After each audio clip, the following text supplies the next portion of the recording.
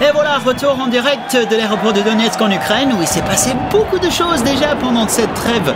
Légèrement, il faut le dire, bafoué. Oui, les pro-russes ont pris l'aéroport, mais l'armée a bien réagi et les a repoussés grâce à ses commandos de Spetsnaz, largués par hélicoptère.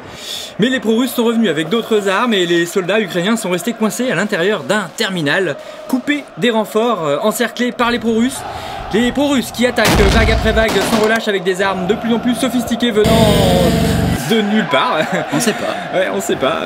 Une véritable pluie d'obus, de mortiers Tulipe de 240 mm et de missiles Grad notamment. Mais il faut le dire, ils tiennent bon en défense, hein, les Ukrainiens. Ah oui, c'est même incroyable. Ça fait des mois qu'ils tiennent l'aéroport tout en étant largement en infériorité numérique. Hein. Les pro-russes eux-mêmes n'en croient pas leurs yeux. Bah ils comprennent pas, hein, les pro-russes. Et... regardez sur Twitter.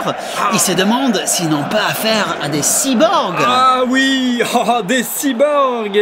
Ah bah voilà. Et voilà la légende des cyborgs qui enflamme toute la nation ukrainienne en quelques jours sur les réseaux sociaux. Ah bah oui, hein, et dire que ce sont les pro-russes qui ont lancé cette légende. Ah oui, ils portent l'espoir, hein, ces cyborgs, de tout un peuple et redonnent le moral à l'armée ukrainienne qui en avait bien besoin. Hein. Mais ils souffrent terriblement ces cyborgs sous les attaques. Il va falloir tenir ces assauts répétés. Et les pro-russes font rentrer leur division d'élite sur le terrain, les Vostok, Motorola et Kalnius. Mais les cyborgs s'en foutent, hein, ils jouent à mettre des drapeaux jaunes et bleus un peu partout. Un peu partout, bah on dirait une grosse partie de paintball finalement, sauf quand on est dans un aéroport international. Et d'ailleurs, les pro-russes, ils essaient surtout de faire tomber la tour de contrôle qui porte le drapeau ukrainien au lieu de tirer sur l'ennemi. Et là, bah qu'est-ce qu'ils font là? Bah là, ils cherchent la profondeur, on dirait. Et ils font bouche. Ah oui. Même si, il faut le dire, il n'y a personne dedans. Il ne manque pas de munitions apparemment. Hein. Ah justement, voilà les tanks qui arrivent des deux côtés. Des T-64 hein, pour l'Ukraine contre des T-72 côté rebelle.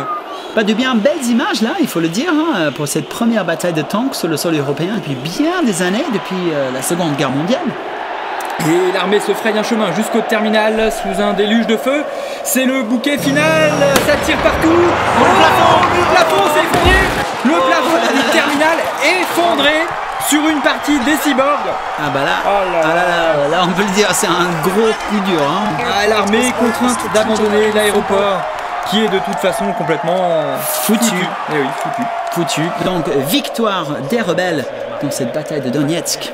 Alors qu'on assiste en direct de Kiev au retour de l'équipe des cyborgs survivants qui se sont battus comme des lions hein, et accueillis en héros malgré tout. Ah oui. Ah mais attention, c'est pas fini, les pro-russes refont le coup de l'encerclement un peu plus à l'est dans le Donbass, mais sur toute une ville cette fois, Debaltseve, où s'est repliée l'armée ukrainienne.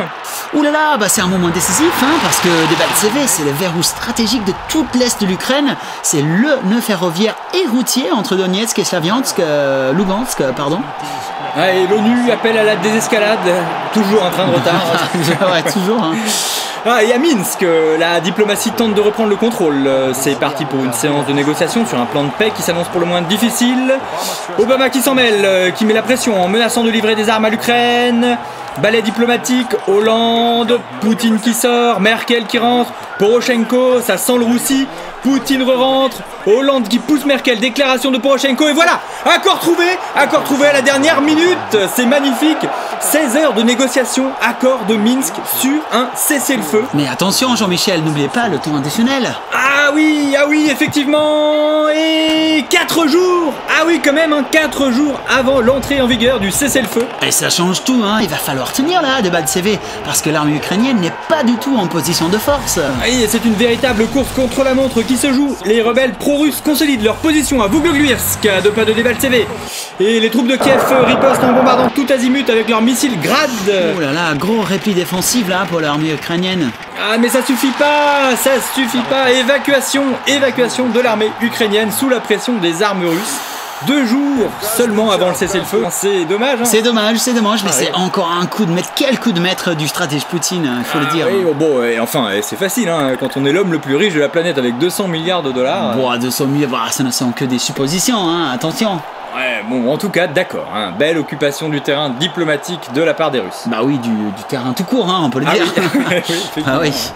Et alors que les troupes et les armes lourdes rentrent chez elles des deux côtés, on sait On sait que ce n'est pas fini. Vladimir Poutine, bien sûr, après la Crimée et puis tout l'est de l'Ukraine, ne va sûrement pas en rester là. Et on se retrouve après une petite pause rafraîchissement pour la suite des hostilités.